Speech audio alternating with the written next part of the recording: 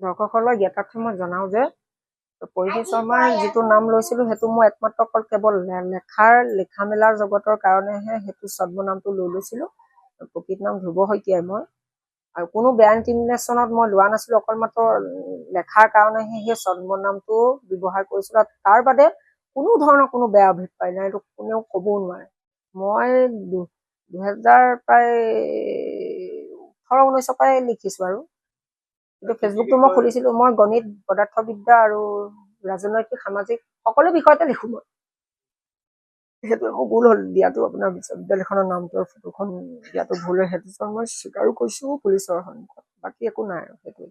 মই আকৌ কেৱল লেখা নাম যেতিয়া মোৰ নামত প্ৰথম লিখিছিলোঁ তেতিয়া মই বিভিন্ন ভাবুকি পাইছিলোঁ, মানে লেখাবিলাক অলপমান কাঢ়া হয়, কাঢ়া লিখা লিখিলে মোক ফোন কৰি কয় এইটো উঠাই মাৰি এনেকুৱা তেনেকুৱা, সেইকাৰণে মই ভাবিলোঁ কাল্পনিক নাম এটা লৈ লোৱা ভাল হ'ব। সেইটো কাৰণে মোৰ বেয়া ইণ্টিমিনেশ্যনৰ কাৰণে কোৱা নাই, মই অকল লিখা মেলাৰ কাৰণেই ছদ্মনামটো ব্যৱহাৰ কৰিছিলোঁ। হয় হয়, এইটো বুকুত হাত দি ক'ব পাৰোঁ, প্ৰতিটো লিখাই মই নিজে লিখা। কলেজত পঢ়িছিলোঁ মই, গণিত বিভাগত পঢ়িছিলোঁ। বাজেট অধিৱেশনততো একো গম নাপাওঁ, এই কথাটো মোৰ অজ্ঞাতে লৈছে। আৰু অসম চৰকাৰ ইমান ডাঙৰ বাজেট কমিটি এখনত মই যেতিয়া নাজানো, মোকো তেওঁ লগো পোৱা নাই, এইটো তেওঁ মোক নুসুধি তেওঁ নামটো ভৰাই দিছে তাতে। আৰু তেওঁ এইটো কৈছে যে নামটো থাকিলে, ডেজিগনেশ্যন থাকিলে মানুহ আকৰ্ষিত হ'ব, সেইকাৰণে তুমি একো কৰিব নালাগে। মইতো কৈছোঁ কাৰণ মোৰ এইটোৰ ওপৰত একো জ্ঞান নাই, ৰাজনৈতিক পলিটিকেল বিজ্ঞান চিজ্ঞান গণিতৰ ওপৰতহে লিখা মেলা কৰোঁ মই, সেইটোৱে আৰু বাকী একো গণ্ডগোল নাই। মানসিকভাৱে হতাশ হৈ গৈছে, ইমানকে কিছুমান মানে ইয়াৰে 20% সত্য হ'লেও 80% সম্পূৰ্ণ এইটো মনে সজা অভিযোগ। আৰু চবে মোক যিখিনি হিতাকাংক্ষী চবে, ময়ো ভাবোঁ মোৰ লেখাবিলাক বন্ধ কৰাটোৱেই প্ৰথম লক্ষ্য হৈছে, লেখাবিলাক কলমটো গতি ৰুদ্ধ কৰিব লাগে। তোক বন্ধু বান্ধৱ যিখিনি কৈছে এইটো নামতে লিখি যাবলৈ কৈছে, পৰিধি শৰ্মা বুলিয়ে লিখি যাবলৈ কৈছে। দৰ্শকসকলৰ জ্ঞাতাৰ্থে মই জনাওঁ যে পৰিধি শৰ্মাৰ যিটো নাম লৈছিলোঁ সেইটো মই একমাত্ৰ অকল কেৱল লিখা মেলাৰ জগতৰ কাৰণেহে সেইটো ছদ্মনামটো লৈছিলোঁ।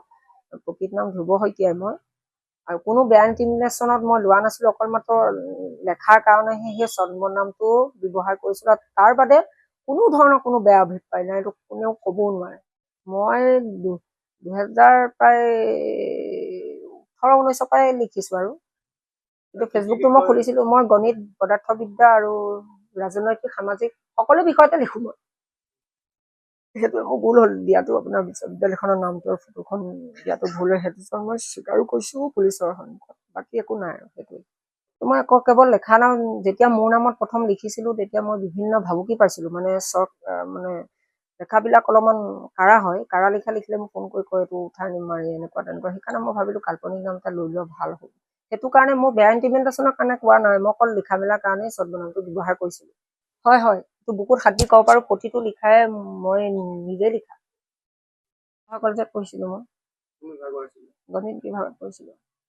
বাজেট অধিৱেশনততো একো গম নাপাওঁ, এই কথাটো মোৰ অজ্ঞাতে লৈছে। আৰু অসম চৰকাৰ ইমান ডাঙৰ বাজেট কমিটি এখনত মই যেতিয়া নাজানো, মোকো তেওঁ লগো পোৱা নাই, এইটো তেওঁ মোক নুসুধি তেওঁ নামটো ভৰাই দিছে তাতে।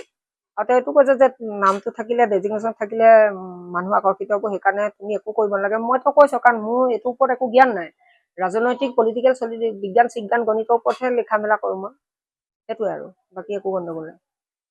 মানসিকভাৱে হতাশ হৈ গৈছে, ইমানকে কিছুমান মানে ইয়াৰে 20% সত্য হ'লেও 80% সম্পূৰ্ণ এইটো মনে সজা অভিযোগ। আৰু চবে মোক যিখিনি হিতাকাংক্ষী চবে, ময়ো ভাবোঁ মোৰ লেখাবিলাক বন্ধ কৰাটোৱেই প্ৰথম লক্ষ্য হৈছে, লেখাবিলাক কলমটো গতি ৰুদ্ধ কৰিব লাগে। তোক বন্ধু বান্ধৱ যিখিনি কৈছে এইটো নামতে লিখি যাবলৈ কৈছে, পৰিধি শৰ্মা বুলিয়ে লিখি যাবলৈ কৈছে।